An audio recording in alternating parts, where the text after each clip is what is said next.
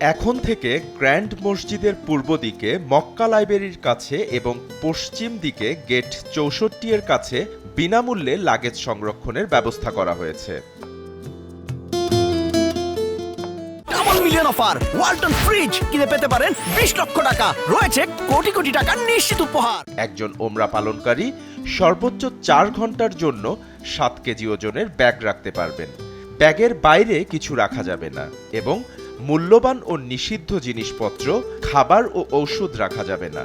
Bag জমা দিয়ে ticket নিতে হবে এবং টিকিট দেখিয়ে পরে ব্যাগ ফেরত নিতে হবে।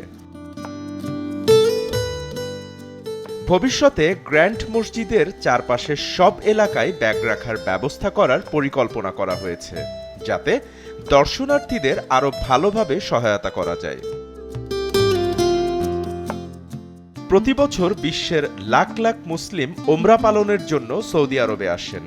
গত বছর ১,৩০,০০,০০০ মুসলিম ওমরা পালন করেছেন এবং এই সংখ্যা আগামী বছরে ১,৫০,০০,০০০-এ উন্নীত করার পরিকল্পনা রয়েছে সৌদি সরকারের। SATV digital.